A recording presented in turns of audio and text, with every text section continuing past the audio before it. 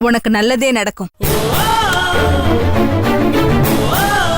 இவ்ளோ ஏன், உன் வயித்துல இருக்கிற கருவை நீ அழிச்ச அடுத்த நிமிஷமே நீ வெளியில வந்துருவ. பண்ணி பாரு, பலன் கண்டிப்பா கிடைக்கும். எப்படி செய்யறதுன்னு யோசிக்கிறியா? அதுக்கு ஜெயில 1000 வழி இருக்கு. நீ பூவோடையும் பொட்டோடையும் ஆசைப்பட்டவனோட வாழணும்னு நினைச்சீனா இந்த குழந்தைய கலைச்சிரு. இந்த குழந்தை தான் வேணும்னா மத்த எல்லாத்தையும் மறந்துரு.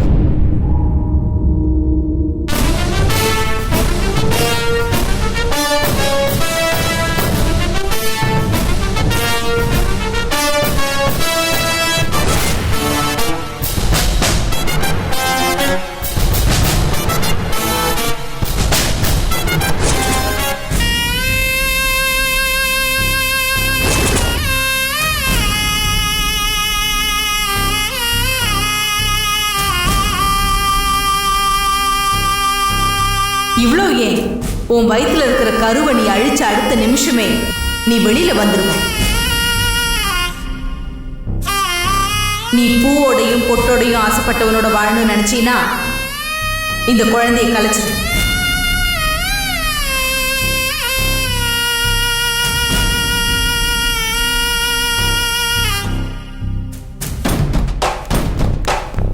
மேடம், இது நடக்குமான்னு தெரியலையே. எதை கேக்குறீங்க? அதான் அந்த கருக்கலைப்பு பத்தி. 6 மாசத்தையே கலைக்கிறாங்க, 6 நாளையா கலைக்க முடியாது? ஐயோ, நான் கலைக்கிறதுனா அந்த கலைக்கிறத பத்தி சொல்லல. அவ கருவை கலைப்பாளான்னு கேக்குறேன். கண்டிப்பா கலைச்சிருவா, நிச்சயமா கலைச்சிருவா. அதுல எந்த சந்தேகமும் எனக்கு இல்ல. எனக்கு இருக்க. அப்ப நீங்க பொம்பளைங்க சென்டிமெண்ட்ல வீக்குன்னு அர்த்தம். இந்த நாட்டுல பல பேர் பொழைக்கிறதே பொம்பளைங்க சென்டிமெண்ட்டை வச்சுதான். அது ஒண்ணு மட்டும் இல்லைன்னா இங்க ஆம்பளைங்க ஒரு பையன் இருக்க மாட்டானுங்க. எல்லா பிசினஸையும் பொம்பளைங்களை குறி வச்சுதான் எல்லாரும் நடத்துறாங்க. அவங்க இல்லைன்னா இங்க எதுவுமே இல்லை. இத வேணா நான் ஓரளவுக்கு ஒத்துக்கிறேன். ஆனா அந்த விஷயம் சரிப்பட்டு வருமானு எனக்கு தோணலையே. சரிப்பட்டு வரும், ஆனா அது ஏன் சரிப்பட்டு வரும்னு நான் சொல்றேன். ஒண்ணு, அவ வயித்துல வளர்றது குழந்தை இல்ல, செத்து போனவனோட ஆவி. அது ஒரு பேயின்னு சொன்னேன். அங்கேயே அவ அவுட்டு. 2, அது வளர்ந்தா அவ புருஷன் போயிடுவான்னு சொன்னேன். அதுக்கு சாம்பிள் தான் அவளுக்கு ஜெயிலும் அவனுக்கு ஆபீஸ்ல வேலை போச்சுன்னு சொன்னேன். பொதுவா பொம்பளைங்க 1 நடந்தாலே பயப்படுவாங்க. இங்க 2 நடந்திருக்கே, 3வது 1 காத்துட்டு இருக்குன்னு வேற சொல்லியிருக்கேன். இந்நேரம் அவ மூளை குழம்பி போயிருக்கும்.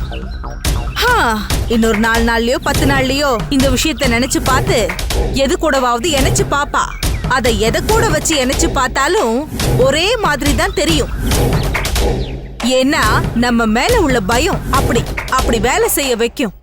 Fear is the key. பயம்தான் சாவின்னு சொல்லுவாங்க. அந்த சாவியை நான் கொடுத்துட்டேன்.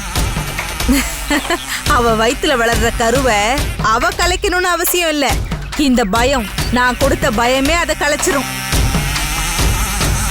புருஷன் உயிர் போக கூடாதுங்கிறதுக்காக அவ எந்த எல்லைக்கும் போவா.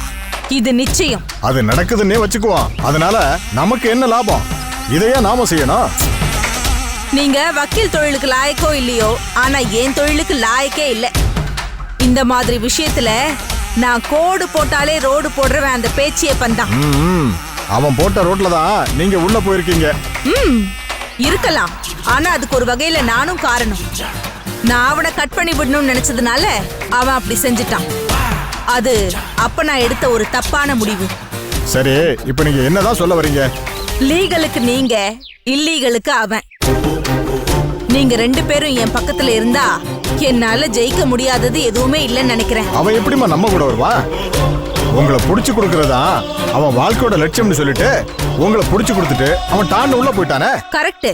ஆனா அவனை நாம வெளியில எடுப்போம், நம்ம பக்கத்துலயே வச்சுப்போம். நான் எடுக்கிறேன், அது என்னால முடியும். ஆனா அவன் வரணுமே. அவன் எப்படி நம்ம கூட வருவான்? வருவான். என்ன ஜெயிலு அவனுக்கு நிறைய பாடம் சொல்லி கொடுத்துருக்கும். நல்லதை செஞ்சு ஒரு பிரயோஜனமும் இல்ல, கஷ்டப்படுறோமே. கெட்டதை செய்யும் போது நம்ம நல்லா தானே இருந்தோம்னு அவன் மனசு அதையே சொல்லிக்கிட்டே இருக்கும்.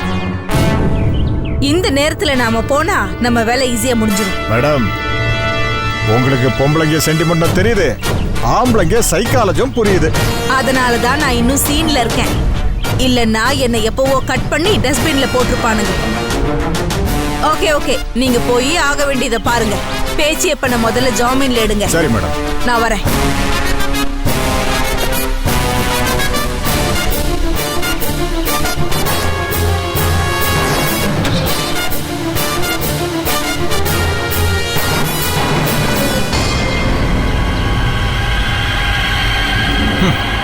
ஆம்பளை பாஸ் கிட்ட வேலை செய்யற பொம்பளைங்களுக்கு ஒரு விதமான கஷ்டம் அப்படின்னா, பொம்பளை பாஸ் கிட்ட வேலை செய்யற ஆம்பளைங்களுக்கு பலவிதமான கஷ்டம். ஏன் இவங்க இப்படி மாத்தி மாத்தி பேசுறாங்க?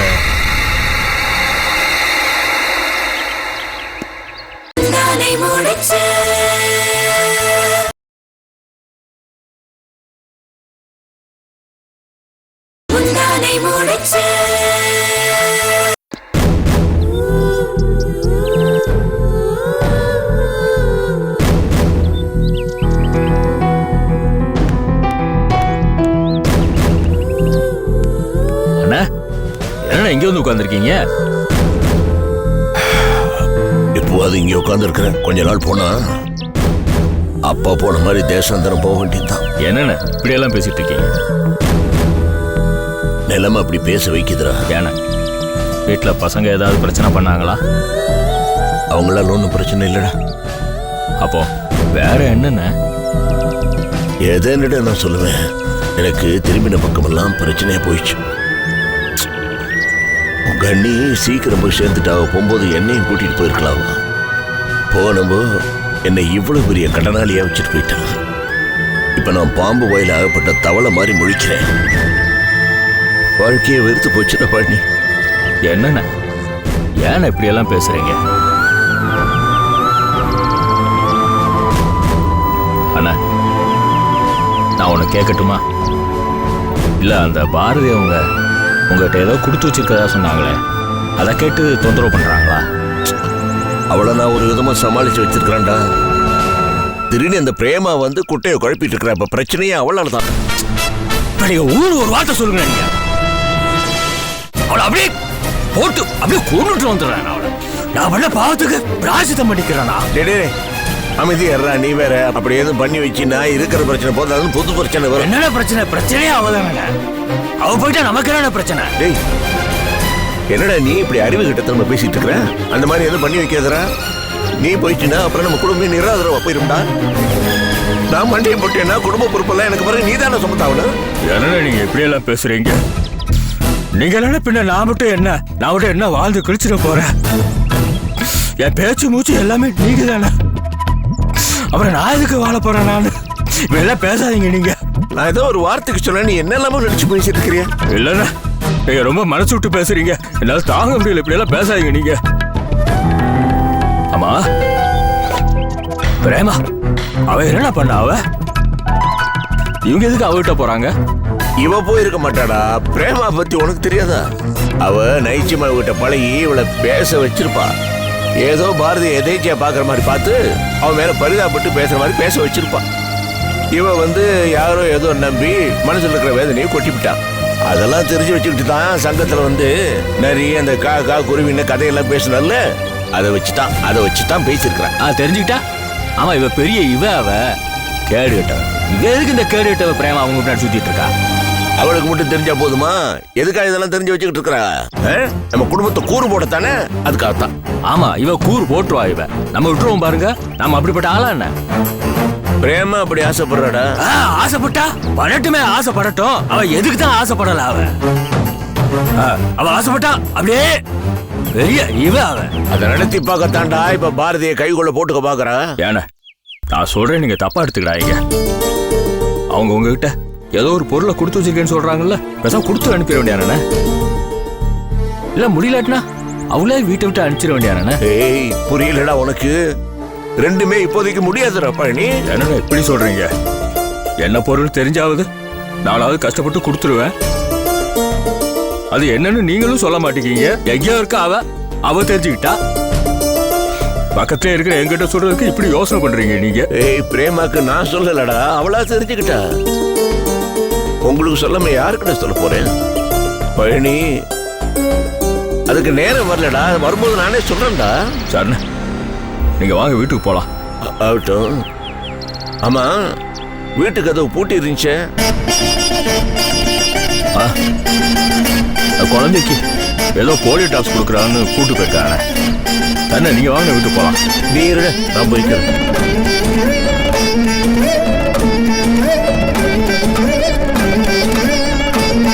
பழனி,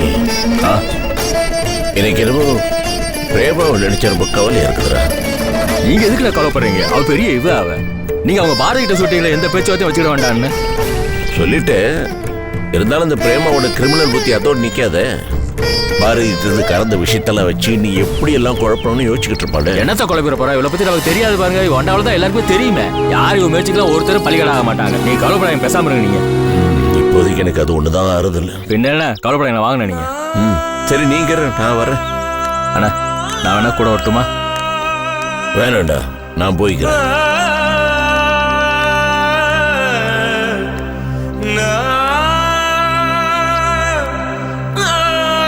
எவ்வளவு நாளைக்கு தான் இந்த விஷயத்தை மூடி மறைச்சு நீங்க கஷ்டப்பட போறீங்க?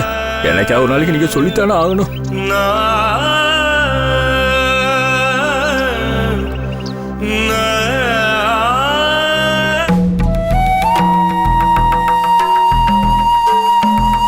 உன்னோட நாடகம் என்னன்னு எனக்கு தெரியலம்மா. அவரும் சொல்ல மாட்டேங்கிறாரு, நீயும் சொல்ல மாட்டேங்கிற. நான் யாருக்கிட்டமா போய் கேட்பேன்? எனக்கு என் புள்ள கிடைக்குமா கிடைக்காதான்னு சொல்லிடு. எனக்கு ஒண்ணுமே தெரியலம்மா. அதுக்கப்புறம் நான் உங்ககிட்டயும் வரமாட்டேன், அவர்கிட்டயும் போக மாட்டேன். என்னால உனக்கு எதுக்குமா கஷ்டம்?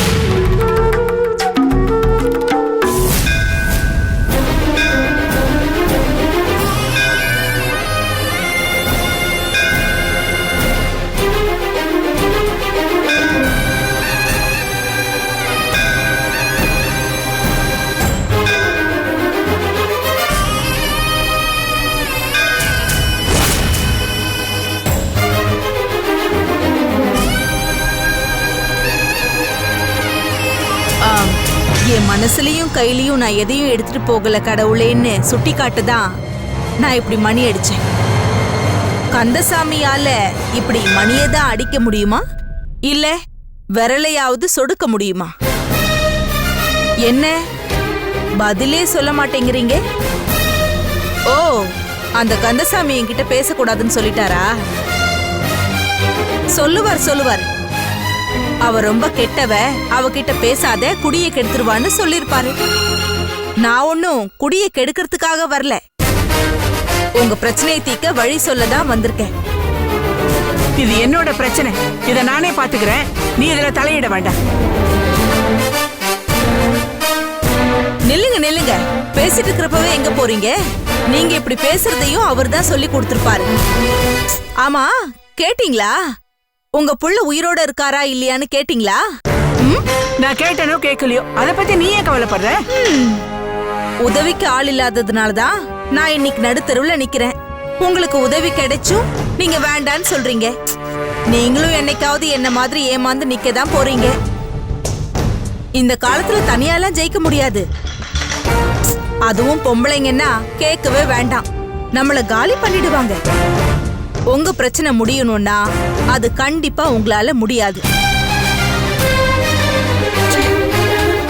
இல்லனா இந்த பிரச்சனையை டோட்டலா என்கிட்ட விட்டுருங்க, நான் பாத்துக்கிறேன். அவங்கள உண்டு இல்ல நான் கேடுறேன். அம்மா தாயே, ஏற்கனவே அவர் என் மேல கோவமா இருக்காரு. நீ தலையிட்ட இன்னும் கோவம் ஆயிடுவாரு. கோவம் ஆகட்டுங்க, கோவமானாதான் இதுக்கு ரிசல்ட் கிடைக்கும். நீ சொன்ன மாதிரி என் புள்ள உயிரோட இருக்கானா இல்லையான்னு தெரியலையே. உயிரோட தான் இருக்காரு.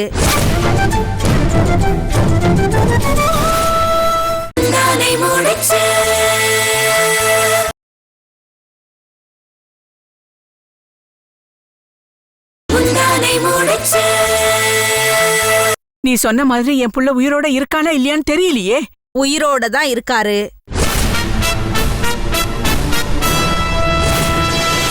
என்னடா கொஞ்ச நேரத்துக்கு முன்னாடி இவ தான் இல்லைன்னு சொன்னா, இப்ப இருக்குன்னு சொல்றாளேன்னு பாக்குறீங்களா? அந்த அளவுக்கு நான் உங்களுக்காக ரிசர்ச் பண்ணிருக்கேன்.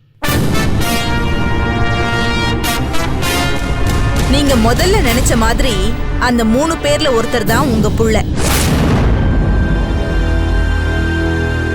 அதுதான் அவர் யாருன்னு சொல்ல மாட்டேங்கிறாரே. அவர் என்ன சொல்றது, நான் சொல்றேன். முத்து தான் உங்க புள்ள.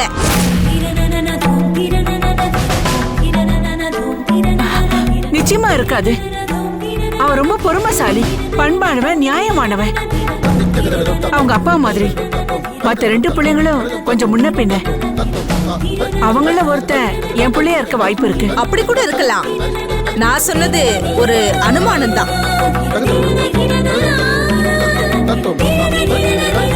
அவங்க 2 பேர்ல யாருன்னு தெரியலையே. 3 பேருன்னே வச்சுக்கோங்களேன். 2 3 அதுல என்னோட ஒண்ணு எது? அந்த ரகசியம் தெரிஞ்சவர் அவரே அமைதியாயிட்டாரு. இந்த ரகசியம் தெரியாத அந்த 3 பேரையுமே நீங்க உசுப்பி விட்டீங்கன்னா அவங்களே அதை கண்டுபிடிச்சு உங்க காலடியில கொண்டு வந்து போட்டுருவாங்க. இத பாருங்க, இப்படி எல்லாம் யோசிக்காதீங்க.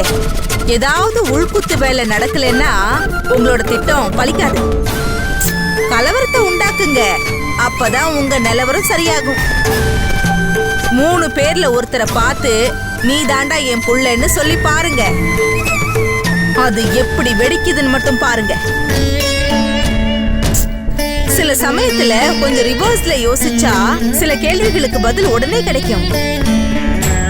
கன்ஃபார்ம் ரிசல்ட் கிடைக்கும். இப்படி சும்மா சும்மா கோயிலையே சுத்தி சுத்தி வந்தீங்கன்னா ஒன்னும் பிரயோஜனம் இல்ல. ஐயோ, அதுக்காக கடவுள் நமக்கு செய்ய மாட்டாருன்னு நான் சொல்லல. ஆனா அவரு வரிசையா ஒவ்வொருத்தருக்கா செஞ்சுக்கிட்டே வர்றப்ப உங்களுக்கு செய்ய வரும்போது அது உங்களுக்கு தேவைப்படாம போகலாம். இல்ல அத வாங்கறதுக்கு நீங்க இல்லாம கூட போகலாம். அதுக்காக பயப்படாதீங்க. நாம தான் உடனே ரிசல்ட் வேணும்னா களத்துல இறங்கணும். தெய்வம் நின்னு கொல்லுங்கிற மாதிரி நின்னுதான் கொடுக்கும். காத்திருக்க நீங்க ரெடினா இந்த விஷயத்தை மூட்டை கட்டி வச்சுட்டு அமைதியா இருங்க. கிடைக்கிறப்ப கிடைக்கட்டும். இல்ல அர்ஜென்ட்னா அது ரெடிதான். இனிமே முடிவு உங்க கையில தான் இருக்கு. என்ன மாதிரி இன்னொரு பொண்ணு ஏமாந்துட கூடாதுன்னு தான் இவ்ளோ கஷ்டப்படுறேன். அதுக்கப்புறம் உங்க இஷ்டம். நான் சொல்ல வேண்டியதெல்லாம் சொல்லிட்டேன். வரேன்.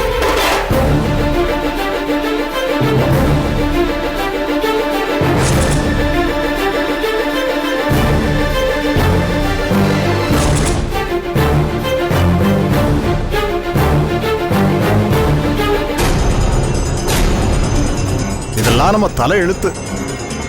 நம்ம நிலைமை இப்படி ஆகணும்னு நான் கொஞ்சம் கூட நினைச்சு பார்க்கலையே.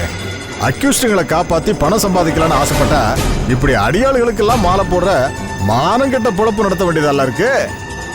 சே, அந்த அம்மா என்ன நினைக்குது என்ன செய்யுதுன்னு ஒண்ணுமே புரிஞ்சு தொலைலையே.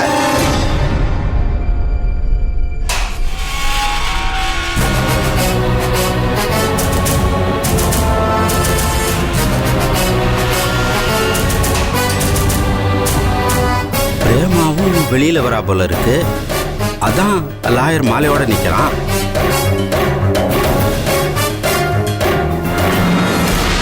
ஆமா, நம்மள யாரு ஜாமீன்ல எடுத்தது? யார் எடுத்தது?